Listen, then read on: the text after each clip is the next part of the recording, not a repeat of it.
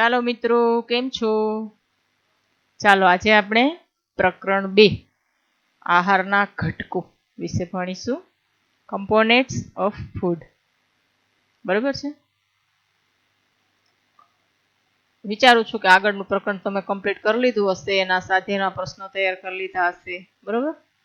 1-2 દિવસમાં તમને એનું પેપર પણ આવશે. તમારી રીતે તમારે મૌખિક ભરવાનું છે, અને ન સમજાય કાંઈ તો તમે પછી ટેક્સ્ટબુક વાંચજો પ્રકરણ, એટલે તમને પ્રશ્નો આવડી જશે. બરોબર ને?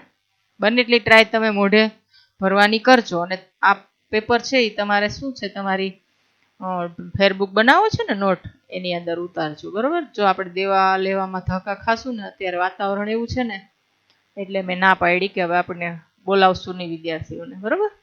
એટલે તમારી પાસે આ રાખજો, જેથી તમારે આમ રોજે રોજ તમારે યાદ રાખવું સરળ થઈ જાય. બરાબર? હવે જો પ્રકરણ 1માં આપણે એવા ખાદ્ય પદાર્થોની યાદી બનાવી હતી જેને આપણે ખાઈએ છીએ.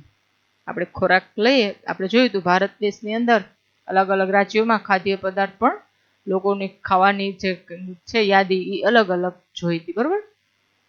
ભારતના વિવિધ ભાગોમાં ખાવામાં આવતા ખાદ્ય પદાર્થો વિશે આપણે ઓળખ મેળવી હતી, કારણ કે આપણે બધા ખોરાકની બાબતમાં વૈવિધ્ય ધરાવીએ છીએ. તેને નકશામાં અંકિત પણ કર્યા હતા. ખોરાકમાં રોટલી, દાળ અને રીંગણનું શાક પણ હોઈ શકે છે. આ ઉપરાંત ભાત, સંભાર તથા ભીંડા હોઈ શકે છે. તમને ખબર છે આપણા ખોરાકમાં બહુ વિવિધતા જોવા મળે છે. એકનો એક આપણે કોઈ દિવસ નથી લેતા. સવાર, બપોર, સાંજ પણ આપણે અલગ અલગ જમીએ છીએ. તો શું કહે છે, તેનાથી વિશેષ અન્ય ભોજનમાં ઈડલી, માછલી તથા શાકભાજી હોઈ શકે છે. જો આ માછલી ને એવું બધું આપણે ના લેતા હોય, પણ અન્ય રાજ્યો છે ત્યાં એનો મુખ્ય ખોરાક માછલી અને ભાત હોઈ શકે છે. આપણે બધા શાકભાજી વેજીટેરિયન છીએ, એટલે દૂધ ને શાક ને એવું બધું આપણે ખાઈએ, કઠોળ ને અનાજ ને, બરોબર, સલાડ ને છાશ ને ઈડલી છે એવું આપણે ક્યારેક ક્યારેક લેતા હોઈએ છીએ. હવે જો પ્રવૃત્તિ પહેલી, સામાન્ય રીતે આપણા આહારમાં અનાજની બનેલી વસ્તુ એકાદી તો હોય જ છે. આપણે ખબર છે, તમે કાં ઘઉંમાંથી હોય, કાં ચોખાની હોય, બરોબર, બાજરાના રોટલા લઈએ, એક અનાજ તો આપણે નોર્મલ રીતે લેતા હોઈએ છીએ. સાઈડમાં બધું શાક ને સંભારો જે કાંઈ હોય, દાળ ને ભાત ને એ સાથે હોય. ખાલી એકલું અનાજ પણ નથી લેતા. ખાલી એકલી રોટલી ખાવ તમે ન જાય, આપણા પેટમાં ગળે ના ઉતરે, તો આપણે એની સાથે સાથે બીજું ભોજન ખાતા હોઈએ છીએ. બીજા ખાદ્ય પદાર્થોમાં દાળ અથવા માંસની કોઈ વાનગી તથા શાકભાજી હોઈ શકે છે. આપણે અનાજની સાથે સાથે શાક અને દાળ, કોઈ રાજ્ય હોય, કોઈ માંસાહારી લોકો હોય તો એનો પણ ઉપયોગ કરતા હોય છે. તેમાં દહીં, છાશ તથા અથાણું પણ સામેલ થઈ શકે છે. શાક રોટલી નથી ખાતા, જો કાં તો દહીં હોય, છાશ હોય, દૂધ ખાતા હોય તો દૂધ હોય, અથાણા હોય, સલાડ હોય, પાપડ હોય, ખાવ છો ને બધા. વિવિધ ક્ષેત્રોના આહારના કેટલાક ઉદાહરણો કોષ્ટક 2.1માં આપવામાં આવ્યા છે. હવે શું કે છે, બધા ક્ષેત્રોના એટલે અલગ અલગ આહારના અલગ અલગ ક્ષેત્રો છે, એના ઉદાહરણો અલગ અલગ શેમાંથી મળે છે ટૂંકમાં આપણને બધું ખોરાક એમ. પ્રકરણ 1માં દર્શાવેલ પ્રવૃત્તિ 2માં તમે દર્શાવેલ ખોરાકને પસંદ કરી આ યાદીમાં કેટલાક અન્ય ખોરાકને ઉમેરો અને યાદી બનાવો. હવે જો અહીંયા આપણે યાદી બનાવવાની છે. વિવિધ ક્ષેત્રો અથવા રાજ્યોના કેટલાક સામાન્ય ભોજન. જો પંજાબની અંદર ક્ષેત્ર એટલે વિસ્તાર, એ બધું રાજ્ય. પંજાબ રાજ્યની અંદર અનાજ કયું ખાય વધારે, તો કે મકાઈનો રોટલો, અને મકાઈ છે એ અનાજ છે, તમે સમજો. દાળ માંસની વસ્તુ, જો દાળની અંદર એ વેજીટેરિયન જ લે છે. રાજમા અને વાલના બીજ, વાલના શાક, રાજમા એ કઠોળ છે. શાકભાજીમાં શું ખાય, તો કે સરસવનું શાક અને સરસવની ભાજી, એના પાંદડા હોય ને એમાંથી ભાજી બનાવી, એનું શાક પંજાબની અંદર વધારે મુખ્ય ખોરાક આપ્યા છે આપણે. એની સાથે બીજું હોય ઘણું બધું, પણ આ બનતું હોય છે ત્યાંના રાજ્યની, પંજાબની અંદર લોકો આ રીતનો ખોરાક લે છે. અન્ય તો દહીં અને ઘી આપણી જેમ એ પણ લે છે. આંધ્રપ્રદેશ, એનો મુખ્ય ખોરાક છે અનાજ, ભાત, તુવેર દાળ અને રસમ, ત્યાંની એક બનાવટ છે રસમ. પછી ટીંડોળા લેજો, કંદૂર એટલે ટીંડોળા, આંધ્રપ્રદેશની અંદર આનું શાક ખવાય છે. છાશ, ઘી, અથાણા એ પણ આપણી જેમ જ લે છે. પછી આપણને ખબર છે ગુજરાતની અંદર અનાજ મુખ્યત્વે આપણે ઘઉં, બાજરો, બરોબર, ભાત એટલે કે ચોખા છે. દાળની વસ્તુમાં દાળ લઈએ, કઠોળ લઈએ, મગ છે, અડદ છે. શાકભાજીની અંદર બધા શાક આપણે લઈએ છીએ, રીંગણ છે, ટમેટા છે, કોબીજ છે, કોબી ફ્લાવર છે, બરાબર, મરચાં છે, તુરિયા છે, ઘણા શાક આપણે લઈએ છીએ, દૂધી છે, ગલકા છે. અન્યની અંદર તો કે છાશ, દહીં, ઘી, અથાણા, સલાડ, પાપડ, બરાબર ને, દૂધ, બધું આપણો ખોરાક બહુ વૈવિધ્યસભર છે. હવે જો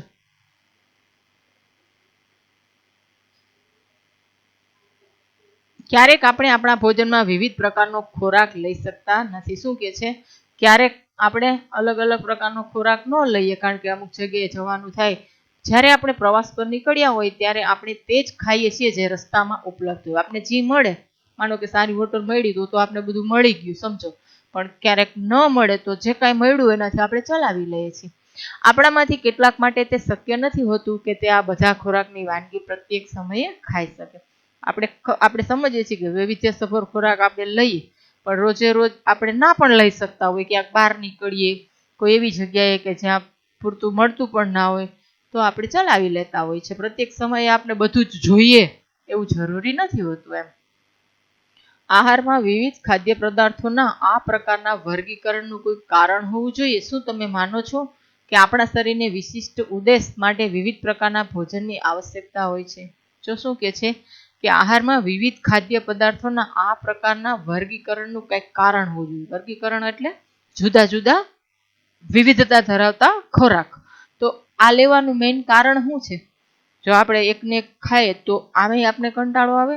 આપણે જુદો જુદો સ્વાદ માટે તો આપણે સમજો આપણે બધું ખાઈએ, ભોજનમાં રુચિ વધે, આપણે મજા આવે, આનંદ આવે, અને આપણને શરીરને પણ પોષક તત્વો મળવા જોઈએ ને. આપણે બધું જે કાંઈ જમીએ, માનો કે ઘણા એને એવી ટેવ એકનું એક શાક જ ભાવે, બીજું કંઈ ભાવે જ નહીં. પછી ધીમે ધીમે શું થાય, અમુક વિટામિન, અમુક ખનિજ ક્ષારો એની ઉણપ આપણને જોવા મળે. આપણા શરીરની અંદર વિવિધ રોગ થાય. આપણે અમુક વસ્તુ ન ખાઈએ ને તો.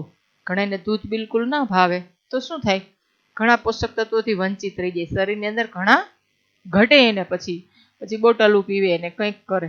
તો આપણે આ ખોરાકનું વર્ગીકરણ એટલે કરીએ છીએ કે આપણા શરીરની અંદર પોષક તત્વોની જરૂરિયાત હોય છે, બરોબર ને. હવે જો વિભિન્ન પ્રકારના ખાદ્ય પદાર્થોમાં શું હોય છે, આપણે આગળ જોયું છે ખોરાકના ઘટકો છે, કાર્બોદિત છે, ખનિજ ક્ષાર છે, બરોબર, પ્રોટીન, ચરબી, વિટામિન, આ બધા અલગ અલગ પદાર્થોમાંથી મળે છે. એકને એક જ વસ્તુમાંથી બધું ક્યાં આપણને પ્રાપ્ત થાય છે? ચૂકી છે. What do different food items contain? ખાદ્ય પદાર્થોની અંદર શું શું હોય છે અલગ અલગ ખાદ્ય પદાર્થોમાં? તો આપણે જાણીએ છીએ કે દરેક ખોરાકની વાનગી એક અથવા વધારે પ્રકારની સામગ્રીથી બને. જો આપણે ચોખા બનાવીએ તો એકલા ચોખા અને પાણીથી બને, પણ આપણે દાળ બનાવવી હોય તો વધારે ઘટકોની જરૂર પડે. તો જે આપણને વનસ્પતિ અથવા પ્રાણીઓમાંથી મળે છે, વનસ્પતિ પાસેથી આપણને શાકભાજી ને એવું બધું મળે, પ્રાણીઓમાંથી આપણે દૂધ, ઘી, બરાબર, વનસ્પતિ પાસેથી તેલ પણ મળે. આપણે મગફળીનું તેલ ખાઈએ ને તો એ વનસ્પતિ આપણને આપે છે. આપણા આહારમાં શરીર માટે જરૂરી કેટલાક આવશ્યક ઘટકો હોય છે જેને પોષક દ્રવ્યો કહે છે. આપણે ખાઈએ શું કામે? આપણે આ બધા પોષક દ્રવ્યો મળે એટલે, અને આપણા શરીરની અંદર સતત એની જરૂર હોય છે. આપણા બધા કાર્યો થતા હોય ને નિયમિત રીતે, તો પોષક દ્રવ્યોની લીધે, એની હાજરીને કારણે આપણા અંદરના જૈવિક કાર્યો એ થતા હોય છે. આપણે શક્તિ ક્યાંથી મળે? તો કે આ પોષક દ્રવ્યોમાંથી. આપણા આહારના મુખ્ય પોષક દ્રવ્યો કાર્બોદિત, પ્રોટીન, ચરબી, વિટામિન તથા ખનિજ ક્ષારો છે. આ ઉપરાંત આહારમાં પાચક રેસાઓ તથા પાણી પણ સામેલ છે. પાચક રેસાઓ એટલે ફ્રૂટ ખાઈએ ને આપણે, એની અંદર રેસાઓ હોય છે, એ પણ આપણે વિટામિન, ખનિજ ક્ષાર, બરોબર, એમાંથી આપણે મળે છે. અને પાણી સાથે સાથે આપણે બધું ખાઈએ અને છેલ્લે પાણી ના પીએ તો તરસ લાગે ને, તમે તરત પાણી કરવા માંડી જાઓ છો. તો એ પણ આપણું એક ઘટક છે ખોરાકનું, જેની આપણા શરીરને ખૂબ આવશ્યકતા છે. આવશ્યકતા એટલે જરૂર હોય છે. પાણી વિના હાલે આપણને? ગમે એટલું ખાઈ લઈએ, પાણી નથી તો શું થશે? આપણે ખૂબ તરસ લાગે, આપણે આમ આકુડ વ્યાકુડ થઈ જાય, બરોબર ને. ઘણાને તો પાણી વિના લાંબો ટાઈમ હાવ ના હાલે, અંધારા માંડે આવવા, ડિહાઇડ્રેશન થવા માંડે, નબળાઈ આવી જાય, પડી જાય, ચક્કર આવી જાય. તો પાણી પણ જરૂરી છે. કેટલીક સામાન્ય પદ્ધતિ દ્વારા આપણે તે જાણી શકીએ છીએ કે કાચી સામગ્રી તથા રાંધેલા ખોરાકમાં એક અથવા વધારે પોષક દ્રવ્યો હાજર હોય છે. જો ઘણી વખત આપણે કાચું ખાતા હોય છે, સલાડ છે, ટમેટા છે, ખાય ને, કોબીજ છે, ફ્રૂટ છે, બધી પ્રકારના, એ કાચી સામગ્રી. તો એમાંથી પણ અને રાંધેલા ખોરાકમાંથી પણ આપણને એક કરતાં વધારે પોષક દ્રવ્યો જોવા મળે છે. કાર્બોદિત, પ્રોટીન તથા ચરબીના પરીક્ષણ અન્ય પોષક દ્રવ્યોના પરીક્ષણની સરખામણીમાં સરળ છે. જો શું કે છે પરીક્ષણ એટલે તપાસ કરવી, આપણે એની કસોટી કરવી. કાર્બોદિત, પ્રોટીન અને ચરબીનું જે પરીક્ષણ છે, જે પ્રેક્ટિકલ છે, એ અન્ય પોષક દ્રવ્યોની સરખામણીમાં સરળ રીતે કરી શકીએ છીએ. તો ચાલો આપણે આ પરીક્ષણો કરીને તારણને કોષ્ટક 2.2 નોંધીશું. આ પરીક્ષણો કરવા માટે તમને આયોડીન, કોપર સલ્ફેટ તથા કાસ્ટિક સોડાના દ્રાવણોની જરૂર પડશે. જો આ 3 કેમિકલ લેવાના, આયોડીન છે આપણે મળી જશે પેલા કેમિકલની દુકાનમાંથી, બરોબર. કોપર સલ્ફેટ અને કાસ્ટિક સોડા, આનું પાણી કરી લેવાનું એટલે એ દ્રાવણ. તમને કેટલીક ટેસ્ટ ટ્યુબ એટલે કસનળી તથા ડ્રોપરની પણ જરૂરિયાત પડશે. આ પ્રેક્ટિકલ કરવા માટે આપણી પાસે ટેસ્ટ ટ્યુબ છે, હું તમને બતાવતી હોઉં છું ઘણી વાર. કસનળી, ડ્રોપર એટલે આપણે ટીપા પાડીએ ને એને ડ્રોપર કહેવાય. આ પરીક્ષણ રાંધેલા ખોરાક તથા કાચી સામગ્રી પર કરો. શું કહે છે કે તમે જે કાંઈ પરીક્ષણ કરો, તમે જે કાંઈ તપાસ કરો, પ્રેક્ટિકલ કરો, એના માટે પહેલાં તો રાંધેલા ખોરાક અને સામગ્રી કેવી લેવાની? કાચી, બે ઉપર કરો. આ પરીક્ષણોથી મળેલ તારણોને કોષ્ટક 2.2 લખી શકો છો. આ કોષ્ટકમાં કેટલીક ખાદ્ય સામગ્રી દર્શાવવામાં આવેલ છે. તમારું પરીક્ષણ તેની ઉપર અથવા અન્ય હાજર ખાદ્ય પદાર્થ પર કરી શકો છો. જો વિદ્યાર્થીઓ છો કરે છે ને, એની ઉપર આયોડીનનું ટીપું નાખે છે, બરોબર. રોટલી જેવું દેખાય છે. આ પરીક્ષણો સાવધાનીપૂર્વક કરો તથા કોઈ પણ રસાયણને ખાવાનો અથવા ચાખવાનો પ્રયાસ કરશો નહીં. માનો કે આયોડીન છે, કોપર સલ્ફેટ છે, તો તમારે કાંઈ મોઢામાં ચાખવાનું છે નહીં, કારણ કે આપણે એને એમ લઈ શકીએ નહીં. મોઢામાં કોઈ વસ્તુ નાખવાની નથી, બહુ સાવધાની રાખવાની છે. કેમિકલ છે ને, આજે આપણું મોઢું છે એ બળે, કારણ કે એ આકરા હોઈ શકે. જો જરૂરી દ્રાવણ તૈયાર સ્વરૂપે ન હોય તો તમારા શિક્ષક તેને અહીં દર્શાવ્યા મુજબ તૈયાર કરી શકે છે. દ્રાવણ હાજર ના હોય તો બની જાય તરત. એમાં પાણીના થોડાક ટીપા નાખો તો એ ઓગળી જાય અને દ્રાવણ તૈયાર થઈ જાય. ચાલો વિવિધ ખાદ્ય પદાર્થોનું પરીક્ષણ કરીને જોઈએ કે તેમાં કાર્બોદિત હાજર છે કે નહીં. જો શું કે છે કેટલાય પદાર્થો આપ્યા છે, પણ આપણે એમાંથી અલગ અલગ લઈ અને જોઈએ કે કેમાં કાર્બોદિત છે અને કેમાં નહીં. કાર્બોદિત ઘણા પ્રકારના હોય છે. આપણા ભોજનમાં જોવા મળતા કાર્બોદિત સ્ટાર્ચ તથા શર્કરાના સ્વરૂપમાં હોય છે. આપણે જે ખોરાક લઈએ ને એની અંદર સ્ટાર્ચ અને શર્કરાના સ્વરૂપની અંદર જોવા મળે છે. જો કોઈ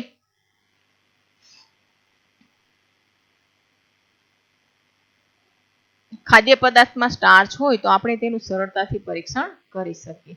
હવે જો આયોડીનનું મંદ દ્રાવણ બનાવવા માટે પાણીથી અડધી ભરેલ ટેસ્ટ ટ્યુબમાં ટિંચર આયોડીનના કેટલાક ટીપા નાખો એટલે આયોડીનનું મંદ દ્રાવણ થાય. પછી કોપર સલ્ફેટનું દ્રાવણ બનાવવા માટે 100 ml પાણીમાં 2 ગ્રામ કોપર સલ્ફેટ ઓગાળી નાખવાનું એટલે એનું દ્રાવણ બને. 100 મિલી પાણીમાં 10 ગ્રામ કાસ્ટિક સોડા ઓગાળવાથી કાસ્ટિક સોડાનું દ્રાવણ બને. આ ત્રણેય દ્રાવણની પરીક્ષણ આપણે કરીએ છીએ ધીમે ધીમે. હવે જો પ્રવૃત્તિ 2 સ્ટાર્ચનું, પહેલા આપણે કાર્બોદિતમાં અંદર રહેલો સ્ટાર્ચ છે ને એનું પરીક્ષણ માટે ખાદ્ય પદાર્થ અથવા કાચી સામગ્રીની અલ્પ માત્રા લો. થોડું થોડું લેવાનું આપણે ડીશમાં, બરોબર. તેમાં 2-3 ટીપા સહિત ટીપા દ્રાવ્ય આયોડીન દ્રાવણના ઉમેરો એટલે એની ઉપર નાખાય ને આવી રીતે 2-3 ટીપા એની ઉપર નાખવાના. હવે જો ઉમેરો. ખાદ્ય સામગ્રીમાં થતા પરિવર્તનને જુઓ. શું તે ભૂરો કાળો થઈ ગયો છે? આ ભૂરો કાળો રંગ સ્ટાર્ચની હાજરી સૂચવે છે. જો માનો કે તમે કોઈ પદાર્થ લીધો, બટેટા લીધા માનો, અથવા રોટલી લીધી, કોઈ ખાદ્ય સામગ્રી લીધી અને એની ઉપર થોડીક જ લેવાની જેથી કરીને બધું ખરાબ ના થાય. એની ઉપર આયોડીનનું દ્રાવણ નાખશો 2-4 ટીપા તો આપણે જોશું કે આયોડીન અંદર પ્રક્રિયા કરી અને એનો રંગ છે એ પરિવર્તન કરી દેશે. એટલે એનો રંગ કેવો થઈ જશે? કાળો ભૂરો. જો માની લો કે કાર્બોદિત તત્વ નથી એની અંદર હાજર તો આવો કોઈ રંગ જોવા મળશે નહીં. તો આ એક પરીક્ષણ થયું કહેવાય કે જો કાર્બોદિતની અંદર આયોડીનના ટીપા નાખવામાં આવે અને કલરમાં પરિવર્તન જોવા મળે તો આપણે સમજવાનું કે તે કાર્બોદિત અથવા સ્ટાર્ચ પદાર્થ છે. આ પરીક્ષણને અન્ય કોઈ ખાદ્ય સામગ્રી સાથે પુનરાવર્તન કરીને તપાસો.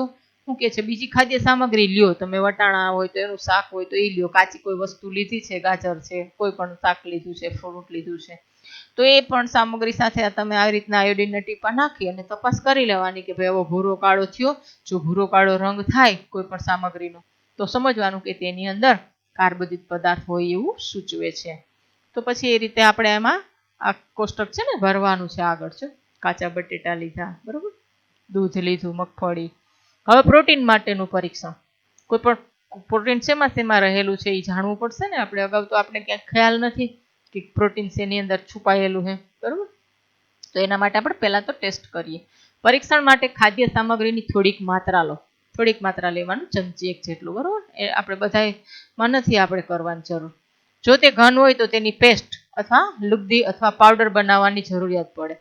ખાદ્ય પદાર્થની થોડી માત્રાને વાટી તેનો પાવડર એક સાફ ટેસ્ટ ટ્યુબમાં લો અને તેમાં 10 ટીપા પાણીના ઉમેરી બરાબર હલાવો. જો કોઈ પાવડર હોય માની લો તો એમાં પાણી નાખવું એટલે એ એકરસ થઈ જાય અને તો જ આપણે પ્રેક્ટિકલ કરી શકશું. કારણ કે કોરા પાવડરમાં તો આ કલર ફેર થાય તો ખ્યાલ ના આવે. હવે ડ્રોપરની મદદથી ટેસ્ટ ટ્યુબમાં 2 ટીપા કોપર સલ્ફેટના દ્રાવણના તથા 10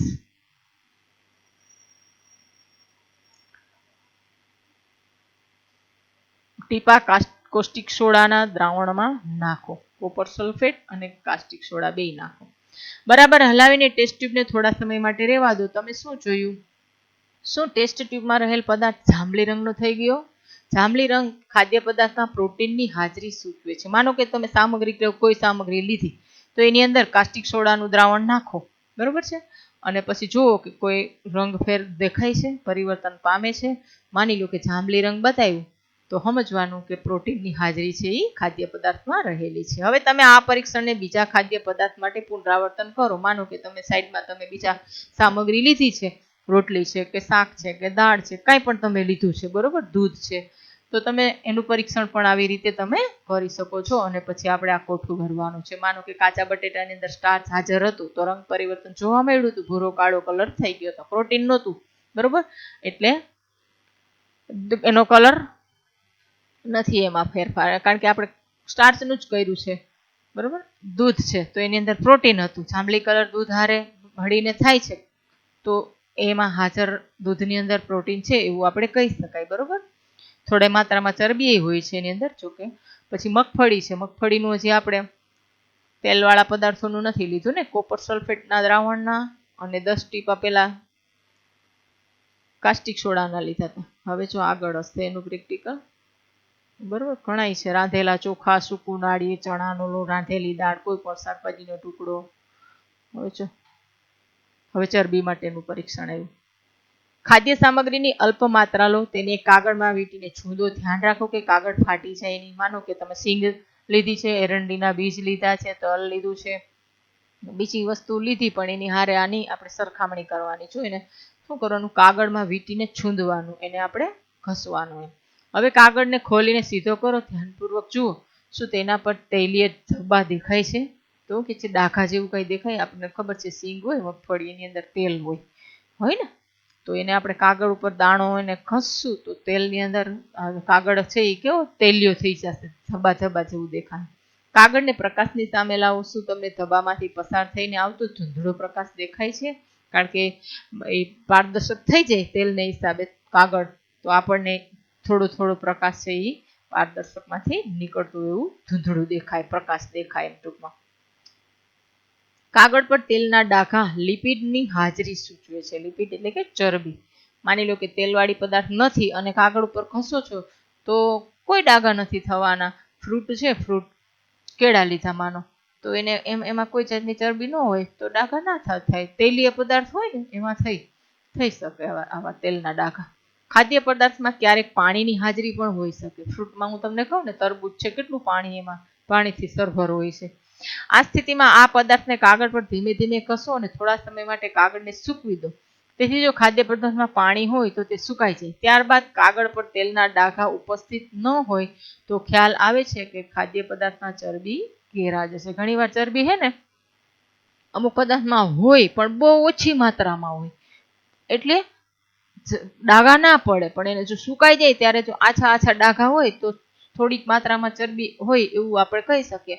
પણ માનો કે તેલના ડાઘા જોવા જ ના મળે તો સમજવાનું કે એની અંદર ચરબી બિલકુલ માત્રામાં છે નહીં. દૂધની અંદર ચરબી છે, કારણ કે દૂધ છે એ પોષક તત્વોના બધા જ ઘટકો ધરાવે છે, એક વિટામિન સી સિવાય, કારણ કે દૂધ સંપૂર્ણ આહાર છે અને દૂધમાં ઘણા બધા વિટામિન, ખનિજ ક્ષારો, કાર્બોદિત, પ્રોટીન, ચરબી બધું છે. એટલે દૂધ સંપૂર્ણ ખોરાક એટલે છે. એટલે એમાં બધાય પરીક્ષણોમાં રંગ બતાવશે. હવે જો શું કહે છે, આ પરીક્ષણ શું દર્શાવે છે? શું ચરબી, પ્રોટીન તથા સ્ટાર્ચ બધા ખાદ્ય પદાર્થોમાં હાજર હોય છે જેનું તમે પરીક્ષણ કર્યું? બધા પદાર્થમાં નથી હોતા. જો ચરબી છે એ તેલીય પદાર્થોમાં હોય છે, બરોબર. પ્રોટીન છે કઠોળમાં, દૂધમાં, એમાં જોવા મળે છે. સ્ટાર્ચ છે એ અનાજ છે, પછી મીઠા ફળો છે, કેરી એટલે ચીકુ ને કેળા ને એમાં કાર્બોદિત હોય. તો આપને ખ્યાલ આવે કે કયા કયા પદાર્થોની અંદર શું શું જોવા મળે. શું કોઈ એક ખાદ્ય પદાર્થમાં એક કરતાં વધુ પોષક દ્રવ્યો હાજર હોય છે? મેં તમને કીધું કે અમુક પદાર્થ એવા હોય એમાં ઘણા બધા પોષક દ્રવ્યો હાજર હોય. દૂધ મેં તમને કીધું એની અંદર બધું છે, ખોરાકના બધા હાજર છે તત્વો. એક ખાલી વિટામિન સી નથી, કારણ કે ખટાશ નથી ને, એટલે ખટાશમાંથી જ વિટામિન સી મળે છે. શું તમને કોઈ એવો ખાદ્ય પદાર્થ જોવા મળ્યો જેમાં આમાંથી કોઈ પણ પોષક દ્રવ્યો હાજર ના હોય? તો હું કહે છે, કોઈ એવો પદાર્થ તમને જોવા મળ્યો જેમાં ચરબી નથી, પ્રોટીન નથી, કાર્બોદિત નથી? કારણ કે એમાં અન્ય પદાર્થો હોય, ખનિજ ક્ષારો હોય, બરોબર છે, પાણીનો ભાગ હોય. તો આપણને આ પરીક્ષણમાં કોઈ ફેરફાર બતાવે નહીં. આપણે 3 પોષક દ્રવ્યો કાર્બોદિત, પ્રોટીન તથા ચરબી માટેનું ખાદ્ય પદાર્થોનું પરીક્ષણ કર્યું. હવે જો વિટામિન તથા ખનિજ ક્ષાર જેવા અન્ય પોષક દ્રવ્યો પણ આપણા વિભિન્ન ખાદ્ય પદાર્થોમાં હાજર હોય છે. આ બધા પોષક દ્રવ્યોની આપણને શા માટે આવશ્યકતા રહેલી છે? હવે શું કે છે, આપણે રોટલી ખાધી, શાક ખાઈએ, આવું બધું તો ખાઈએ, પણ હજી આપણે શું જરૂર છે આ બધું લેવાની? કારણ કે આપણે ખબર છે શરીર જે કાર્ય કરી રહ્યું છે એમાં વિટામિન અને ખનિજ ક્ષારની બહુ વધારે ખાસ જરૂર છે, કારણ કે તો જ આપણે સંપૂર્ણ ખોરાક પણ કહી શકીએ, બરોબર. હવે જો એની કાંઈક આવશ્યકતા છે એ આપણે જોઈએ. વિવિધ પોષક દ્રવ્યો આપણા શરીર માટે શું કાર્ય કરે છે, બરોબર. બધા પોષક દ્રવ્યો કાંઈક કામના તો હશે ને, હાવ કાંઈ એમ જ તો નહીં ખાતા હોઈએ આપણે. હવે જો શું કે છે, કાર્બોદિત મુખ્યત્વે આપણા શરીરને શક્તિ પ્રદાન કરે છે. શક્તિ માટે આપણે કોનો આધાર રાખવાનો? તો કે કાર્બોદિત પદાર્થ શેમાંથી મળે? તો કે ઘઉં, ચોખા, બાજરી, જુવાર, ગોળ, શેરડી, પછી ખાંડ, ફ્રૂટની અંદર ચીકુ, કેળા, પછી મધ. આ બધા ખોરાક છે ને એ આપણને શક્તિ આપે. તમને ખબર છે, તમે ગમે એટલું ફ્રૂટ ખાવ પણ તમને રોટલી ના ખાવ ને તો આમ તમને શક્તિ ન હોય ને એવું લાગે. એમ ભલે તમે મોરાકત છોકરીઓ રહેતી હોય, બરોબર, કેટલું આચર કુચર ખાય, પણ જ્યારે એ રોટલી ખાય ને તો જ એને સંતોષ થાય ને તો જ એના શરીરમાં આમ કંઈક શક્તિ આવે, એમ થાય હાય હવે કંઈક આમ સ્ફૂર્તિ આવી, એવું તમે ફીલ કરતા હોવ છો ઘણી વાર. તો આપણને અનાજ છે એ આપણને શું આપે? શક્તિ પ્રદાન કરે, આમ કામ કરવાની તરત આપને તાકાત આપે. ચરબીથી પણ શક્તિ પ્રાપ્ત થાય છે. ઘીવાળા પદાર્થો છે, માખણ છે, તેલ છે, આ બધા પણ એનાથી તો ઉલટાની ડબલ ચરબી શક્તિ મળે આપણને. વાસ્તવિકતા એ છે કે સમાન જથ્થાના કાર્બોદિતની વિટામિનોની અલ્પ ક્યાં પહોંચી ગયા? હા, સમાન જથ્થાના કાર્બોદિતની, હવે જો આગળ બધા ચિત્રો જઈશે, સરખામણીમાં ચરબીમાં વધુ ઉર્જા પ્રાપ્ત થાય છે. મેં તમને કીધું ને, કાર્બોદિત કરતા ચરબી છે એ ડબલ, એનાથી ડબલ વધુ ઉર્જા પ્રાપ્ત થાય, એટલે વધારે શક્તિ આપને મળે છે.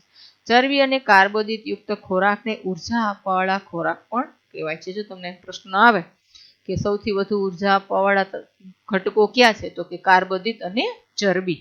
એ ખોરાકને એવા ખોરાક ખાવાથી આપણા શરીરમાં શું તાત્કાલિક આપણને શક્તિ મળે છે. હવે જો આ બધા પદાર્થો છે ને, મકાઈ છે, કેરી છે, તરબૂચ છે, પપૈયું છે, શેરડી, બટાટા, શક્કરિયા, ઘઉં, ચોખા, બાજરો છે ને, ટૂંકમાં અનાજ એ બધા આવી ગયા ને. અને એ સિવાયના ફ્રૂટ, હજી ચીકુ આવે આમાં, બરોબર. મીઠા ફળો છે ને એ બધા કાર્બોદિત તત્વ ધરાવે છે. પછી બટાટા ધરાવે છે અને શક્કરિયા. તો આ બધા આપને શક્તિ પ્રદાન કરનારા ઘટકો છે.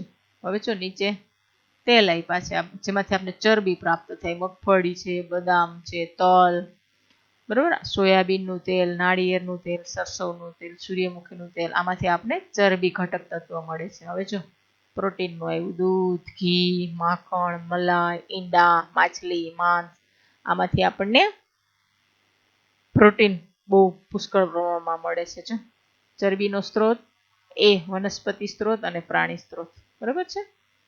પ્રાણીઓમાંથી પણ આપણને ચરબી મળે છે. આમ આ ચરબીના સ્ત્રોત છે એ બી, હવે સી હશે આગળ. હા, આમાં આપણને કઠોળ છે ને, આ બધી પ્રકારના કઠોળ, જો વાલ, સોયાબીન, તુવેર દાળ, મગ, ચણા, વટાણા, પ્રોટીન મળે છે.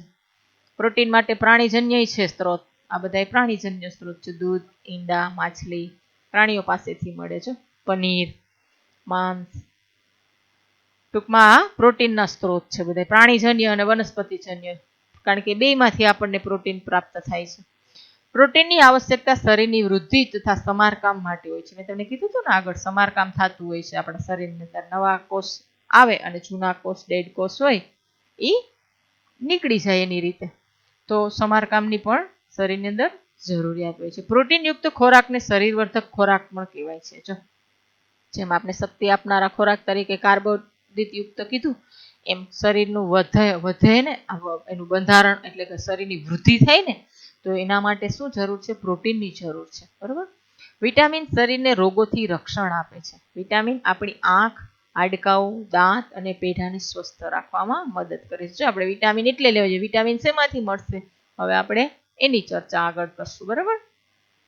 વિટામિન ઘણા પ્રકારના હોય છે. જો એક જ પ્રકારનું નથી, બહુ વૈવિધ્ય છે એમાં પણ, જેને અલગ અલગ નામથી ઓળખવામાં આવે છે. તેમાંથી કેટલાક એ, vitamin C, vitamin D, vitamin E અને વિટામિન કે ના નામથી ઓળખવામાં આવે છે. જો આ ઉપરાંત વિટામિનનો એક સમૂહ છે જેને વિટામિન બી કોમ્પ્લેક્સ, બરોબર, એક બી નામના કેટલાય 1, 2, 12, B12 કહીએ ને, B12, B6, એવી રીતનો આખો સમૂહ છે, એને કોમ્પ્લેક્સ કીધું. કોમ્પ્લેક્સ એટલે ઝાઝા વિટામિનો, બી પ્રકારના ઝાઝા વિટામિનોનો સમૂહ.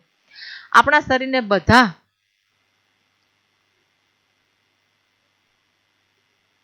વિટામિનોની અલ્પ માત્રામાં આવશ્યકતા હોય છે. થોડી જ જરૂર છે એની, પણ એનું કામ બહુ મોટું છે. જો વિટામિન એ આંખો તથા ત્વચાને તંદુરસ્ત રાખે છે. જેમાંથી આપણે વિટામિન એ મળતા હોય એ બધા કેરી, ગાજર, પપૈયા, દૂધ, માછલીનું તેલ, બરોબર, શાકભાજી હોય તો એમાંથી આપણે એ લઈએ તો આંખો, ચશ્માના નંબર ના લાગે ઘડીકમાં, અને આંખોની કોઈ રોગ ના આવે તો એના માટે, અને આપણી સ્કિન, ત્વચા, એને આપણે તંદુરસ્ત રાખવા માટે વિટામિન એની જરૂર છે. વિટામિન સી ઘણા બધા રોગોની સામે લડત આપવામાં મદદ કરે. આપણા શરીરની અંદર રોગ પ્રતિકારક શક્તિ હે ને, એ જરૂરી છે. અને એ કોના દ્વારા મળે? તો કે વિટામિન સી. વિટામિન સી છે એ ખાટા પદાર્થોમાંથી મળે. આપણે આગળ જોશું. શું કદાચ આયરી નારંગી, ટમેટા, જામફળ, લીલા મરચા, લીંબુ, આમળામાં પુષ્કળ પ્રમાણમાં વિટામિન સી રહેલા છે. તો આપણે એ લેશું તો આપણી રોગો સામવાની લડત આપવામાં શરીરને મદદ કરે. ટૂંકમાં આપણી પ્રતિકારક ક્ષમતા વધી જાય. વિટામિન ડી આપણા હાડકાં તથા દાંત માટે કેલ્શિયમનો ઉપયોગ કરવામાં આપણા શરીરની મદદ કરે છે. જો આપણે વિટામિન ડી યુક્ત ખોરાક લઈએ તો અંદર કેલ્શિયમનો જે ઉપયોગ છે શરીર કરે છે એને મદદ થાય. જો વિટામિન ડી ના સ્ત્રોત માછલી છે, માખણ છે, યકૃત છે, આ માંસ એક પ્રકારનું દૂધ, બરોબર. તો એ વિટામિન ડી આપણે એની પાસેથી મળે છે, અને એ લઈએ તો શું થાય કે અંદર જે કેલ્શિયમ આપણે લઈએ છીએ એનો ઉપયોગ શરીર કરી શકે છે. વિવિધ વિટામિનથી ભરપૂર ખોરાક આકૃતિ 2.6 થી આકૃતિ 2.9 માં દર્શાવેલ છે, જે આપણે જોયું. બરોબર ને. હવે જો પહેલી શું કહે છે, આપણું શરીર પણ સૂર્યના પ્રકાશની હાજરીમાં વિટામિન ડી બનાવે છે. જો તમને ખબર છે, આપણે કુણા તડકામાં બાળકોને રાખતા હોય ને. હાલના સમયમાં સૂર્યપ્રકાશમાં અપૂરતા પ્રમાણમાં રહેવાના કારણે ઘણા લોકોમાં વિટામિન ડી ની ઉણપ સર્જાય. ઘણા લોકો ઓફિસમાં આમનામ 10-10 કલાક બેઠા રહીએ, તડકે બિલકુલ જાય નહીં. ધીમે ધીમે શું થાય, સિટીની અંદર એક તો સૂર્યપ્રકાશ આવતો પણ ઓછો હોય, ગામડા જેવું વાતાવરણ હોય તો પૂરતી માત્રામાં હોય. તો અત્યારનો સમયમાં શું કહે છે કે વિટામિન ડી ઘણા લોકોને ઘટે છે.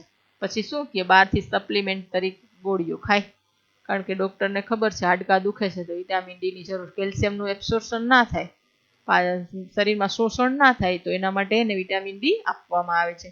જો નાના બાળકોને સૂર્યપ્રકાશમાં રાખીએ ને, વિટામિન ડી છે ને એને પ્રાપ્ત થાય છે, અને કેલ્શિયમ છે એને ઉત્પન્ન કરવામાં સહાય થાય છે વિટામિન ડીને લીધે. આપણા શરીરને ખનિજ ક્ષારોની અલ્પ માત્રામાં આવશ્યકતા હોય છે. ખનિજ ક્ષારો છે એની પણ આપણા શરીરમાં જરૂર છે. ભલે એ થોડા લઈએ પણ એનું કામ બહુ મોટું હોય છે. શરીરના યોગ્ય વિકાસ તથા સારા સ્વાસ્થ્ય માટે પ્રત્યેક ખનિજ ક્ષાર આવશ્યક છે. જો આપણા શરીરનો તંદુરસ્ત યોગ્ય વિકાસ થવો જોઈએ, આપણું સ્વાસ્થ્ય એટલે કે આપણે બીમાર ના પડવા જોઈએ, એકદમ તંદુરસ્ત રહેવા જોઈએ, તો એના માટે ખનિજ ક્ષારોની આવશ્યકતા રહેલ છે. વિવિધ ખનિજ ક્ષારોના કેટલાક સ્ત્રોત આકૃતિ 2.10 દર્શાવેલ છે. આ બધા ફ્રૂટ, શાકભાજી, બરોબર, આ બધાની અંદર ખનિજ ક્ષારો જોવા મળે છે. હમણાં આપણે આગળ લઈશું. મુખ્યત્વે ખાદ્ય પદાર્થોમાંથી 1 થી વધુ પોષક દ્રવ્યો હોય છે. અમુક ખાદ્ય પદાર્થ એવા હોય છે ઘણા બધા પોષક તત્વો ધરાવે છે. તમે પણ કોષ્ટક 2.2 તારણોને લખતા સમયે આ બાબત પર ધ્યાન આપ્યું હશે. છતાં પણ કોઈ કાચી સામગ્રીમાં એક નિશ્ચિત પોષક દ્રવ્યની માત્રા બીજા પોષક દ્રવ્યોની માત્રાથી વધારે હોય છે. શું કહે છે? ઘણા બધા તત્વો હોય પણ અમુક તત્વો છે ને અમુક ખોરાકની અંદર જ વધારે માત્રામાં જોવા મળે. જો શું કહે છે? ઉદાહરણ તરીકે ચોખામાં કાર્બોદિતની માત્રા બીજા પોષક દ્રવ્ય કરતા અત્યંત વધારે હોય છે. જો ચોખામાંથી કાર્બોદિત મળે છે, ઘઉંમાંથી મળે છે, બરાબર, બધા અનાજમાંથી કાર્બોદિત મળે, પણ જે ચોખામાંથી છે ને એની માત્રા વધારે મળે છે. થોડા ચોખા હશે ને તો એમાં કાર્બોદિત ઝાઝા પ્રમાણમાં જોવા મળશે. જેમ કે આમળામાં વિટામિન સી સૌથી વધુ મળે છે એમ. આથી એવું કહી શકાય કે ચોખા કાર્બોદિત સમૃદ્ધ ખોરાક છે. ટોટલ કાર્બોદિત તો જ એમાં જોવા મળે છે ચોખાની અંદર. હવે જો આ પોષક દ્રવ્યો ઉપરાંત આપણા શરીરને પાચક રેસા તથા પાણીની પણ આવશ્યકતા છે. આપણે જે કંઈ જટિલ ખોરાક ખાઈએ તો એને પચાવવા માટે પાચક રેસા છે એ આપણા શરીરને જે કંઈક આપણે ખોરાક લઈએ એને માર્ગમાં આગળ વધવું પડે. આગળ એકને એક જગ્યાએ આપણો ખોરાક બેસી નહીં રહેતા આગળ વધે છે આપણા માર્ગની અંદર. તો રેસા છે ને એનું મુખ્ય કામ જ આ છે કે જે ખોરાકને પચાવવાનું કામ કરે છે અને આગળ ધપાવવાનું કામ કરે છે. હવે જો પાણી પણ એ જ કામ કરે. પાચક રેસા વૃક્ષાંશના નામે ઓળખાય છે. આપણા ખોરાકમાં રેસાની પૂર્તતા વનસ્પતિ ઉત્પાદનોમાંથી થાય છે. વૃક્ષાંશના મુખ્ય સ્ત્રોત અનાજ, દાળ, બટાટા, તાજા ફળો અને શાકભાજી છે. જો આ બધાની અંદર આપણે જે ફાઈબર કહીએ ને ફાઈબર એ રેસા કહેવાય. રેસા બરોબર છે. વૃક્ષાંશ આપણા શરીરને કોઈ પોષક દ્રવ્ય પ્રદાન કરતા નથી, છતાં પણ તે આપણા ભોજનનો આવશ્યક ઘટક છે. જો શું કે છે, ભલે એનાથી કોઈ આપણને પોષક દ્રવ્ય ન મળે પણ એની અંદર જે રેસા છે ને શાકભાજીની અંદર એ ખરેખર લેવાથી બીજા પોષક દ્રવ્યો આપણે પ્રાપ્ત થઈ જાય અને આપણું શરીર છે એ ચોખ્ખું થાય અંદરથી. પણ એ તો હું કે ભોજનનો આવશ્યક ઘટક છે ને તેના જથ્થાને વધારી દેવો જોઈએ. રેસાઓ અપાચિત ખોરાકને આપણા શરીરમાંથી બહાર કાઢવામાં મદદ કરે છે. આ ફાઈબરયુક્ત ખોરાક હોય આપણો પચેલો અથવા ના પચેલો જે કંઈક છે રસ્તામાં માર્ગની અંદર ખોરાક, એને બહાર સરળતાથી કાઢવા માટે આપણે રેસાઓ યુક્ત ખોરાક લેવો જોઈએ. બરોબર છે. હવે છે આ બધા તમે જોવો છો ને કેલ્શિયમના સ્ત્રોત છે દૂધ અને ઈંડા, બરોબર. હિમોગ્લોબિનના સ્ત્રોત છે. આયર્ન એટલે હિમોગ્લોબિન. પાલક છે, જમરૂખ છે, યકૃત છે, સફરજન છે, બરોબર. આ કાર્બોદિત છે. ફોસ્ફરસના સ્ત્રોત. આ ખનિજ ક્ષારો છે. જો ને ખનિજ ક્ષારો. ફોસ્ફરસ એક ખનિજ ક્ષાર છે, આયર્ન એક ખનિજ ક્ષાર છે, કેલ્શિયમ ખનિજ ક્ષાર છે, બરોબર. આ આયોડિન છે. તો આપણે હવે આગળ જોશું. હવે છેલ્લો ઘટક આવ્યો. પાણી આહારમાં રહેલા પોષક દ્રવ્યોનું શોષણ કરવામાં આપણા શરીરને મદદ કરે છે. આપણા શરીરની અંદર જે કંઈ આપણે ખોરાક લઈએ મોં માટે તો પેટની અંદર એ બધા દ્રવ્યોનું શોષણ કરવામાં પાણી મદદ કરે. કારણ કે શરીરની અંદર પાણી છે એ લોહી દ્વારા ફરતું રહેતું હોય છે, દરેક કોષો પાસે ફરે છે. તે કેટલાક નકામા પદાર્થો જેવો કે મૂત્ર તથા પરસેવાને શરીરમાંથી બહાર કાઢવામાં પણ મદદ કરે. કારણ કે તમને ખબર છે પાણી પીશો એટલે થોડાક સમયની અંદર આપણે આવા ઝેરી તત્વોનો નિકાલ પણ કરવામાં આવે છે. સામાન્ય રીતે આપણા શરીરને જેટલા પાણીની જરૂરિયાત છે તે પાણી આપણને એ દ્રવ્યોમાંથી પ્રાપ્ત થાય છે જેને આપણે પ્રવાહી સ્વરૂપે લઈએ. જો આપણે પાણી પ્રવાહી સ્વરૂપે આપણે ખોરાક ચા લઈએ, દૂધ લઈએ, શરબત લઈએ, છાશ લઈએ તો પ્રવાહી સ્વરૂપે પાણી મળે છે, છતાંય આપણે ઉપરથી પણ પીએ છીએ. આ ઉપરાંત આપણે જે ખોરાક રાંધીએ છીએ તેમાં પણ પાણીનો ઉપયોગ, દાળ બનાવીએ છીએ તો પણ આપણે પાણી એમાં ઉમેરીએ છીએ, શાકમાં ઉમેરીએ છીએ, ભાતની અંદર આપણે બાફવા માટે લઈએ છીએ પાણી. ચાલો જોઈએ કે કોઈ અન્ય સ્ત્રોત આપણા શરીરને પાણી પ્રદાન કરે છે કે નહીં. હવે શું કે છે, આપણે કાંઈ પણ ખોરાક લઈએ છીએ એની અંદર તો પાણી આપણે ઉમેરીએ છીએ અથવા પ્રવાહી હોય જ છે પાણી. દૂધની અંદર છે પાણીનો ભાગ, બરાબર. ચાની અંદર પ્રવાહી, બધા પ્રવાહી વસ્તુમાં તો છે જ પાણીનું, પણ એ સિવાય પણ ક્યાંય તમને જોવા મળે છે? તો હવે આપણે એના વિશે ચર્ચા કરશું. હવે જો આપણે આજે અહીંયા સુધી રાખશું, અને પ્રવૃત્તિ 3 છે એ પછી આપણે બીજા લેક્ચરની અંદર સમજાવીશું, એટલે તમારે થોડું થોડું થઈ જાય. એવું લાગે તો 1-2 વખત વિડીયો જોઈ લેજો અને ટેક્સ્ટબુક પણ વાંચજો, જેથી તમને ખબર પડે. જો ના કાંઈ સમજાય, કોઈ અઘરો શબ્દ હોય, બરાબર, તો તમે મને પૂછી શકો છો. તો આજે આપણે અહીંયા સુધી રાખશું, બરાબર. ચલો બાય.